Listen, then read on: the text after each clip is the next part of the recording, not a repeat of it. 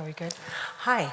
So I told ChatGPT, I typed it in, I had never used it, and I said, I'm lonely, and this is what I got.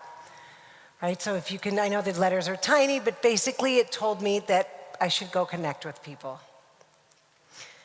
The science tells us that we're hardwired to connect to other people. To survive, we had to stick together, right, over millions of years. And we also know that safe and caring relationships are really important and foundational to achieve all kinds of different outcomes in education, in health overall, and also in economic opportunities and others. So, they also reduce anxiety, they reduce stress, they mitigate depression, they help us heal and build resilience. But in so many communities, these social connections that protect us and that nurture us are torn. I'm from El Salvador, and many of you may be surprised to hear this, but Latin America is home to only 8% of the world's population, but over 1/3 of its homicides. So you can imagine the impact that this has on individuals and on communities and countries, especially because we know that when you're exposed to violence, this can lead to trauma.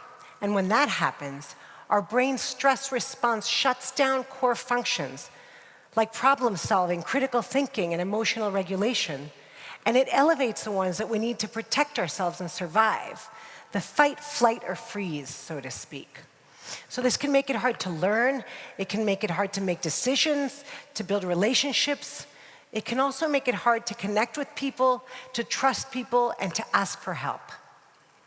So what can we do about equitable access to mental health care that we're here to talk about in contexts where social connections are diminished and where access to mental health specialists is really scarce? Well, we can actually build on existing resources in communities that are already there to build caring networks of trauma-informed support that consist of people that we can train and we can equip them with mental health knowledge and skills. In fact, at Glasswing, we've been training tens of thousands of existing government employees, so teachers, nurses, doctors, police officers, child protection workers. We've been training them so they can provide this kind of support, right, on trauma, but also on self-care, because you can't pour from an empty cup.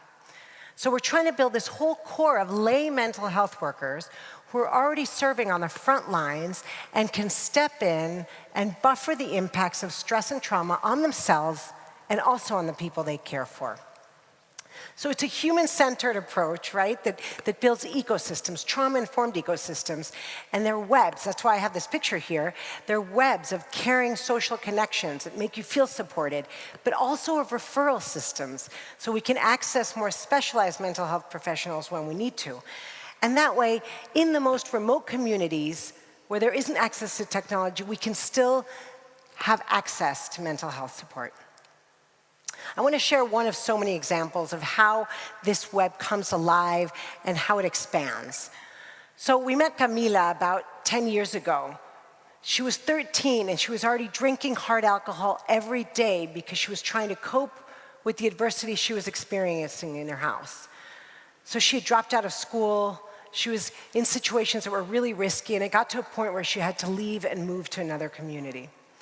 She ended up in a school where we had already trained the teachers, right? They were trauma-informed, they had learned about trauma, they had learned about how to provide care and support to students. They identified that Camila, at 13, right, she was isolated, she was withdrawn, and she wasn't integrating well.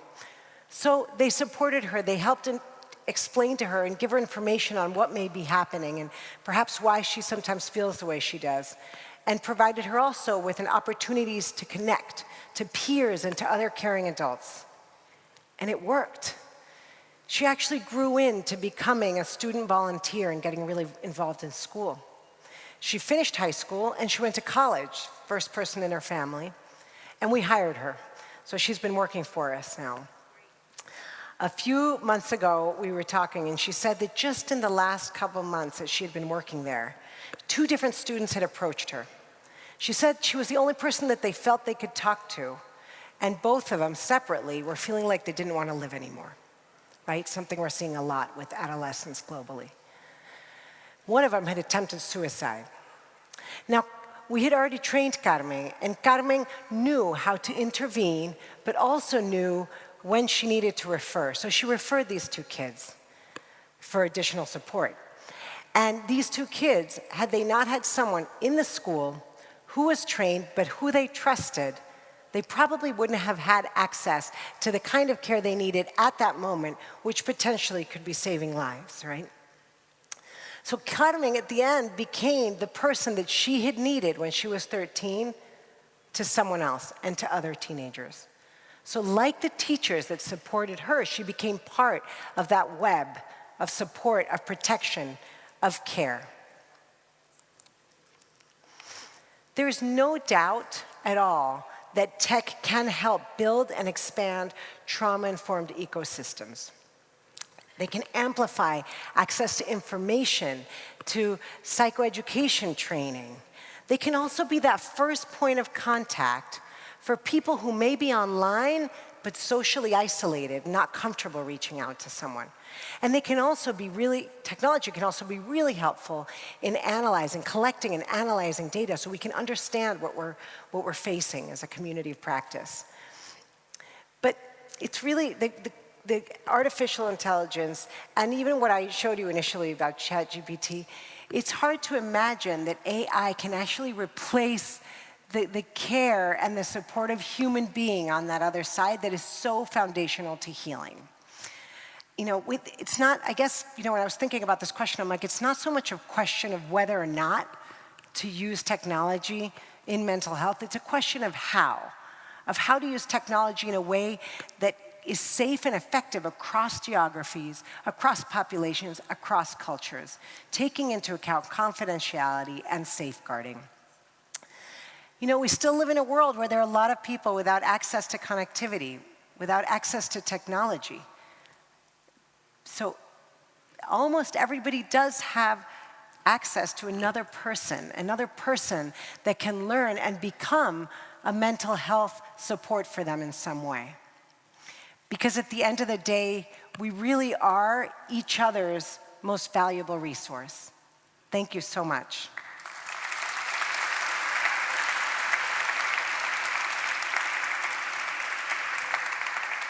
Thank you. Now I'd like to present the exciting panel that is coming up now to talk to us about the bioethics of digital mental health. Enjoy. Thank you.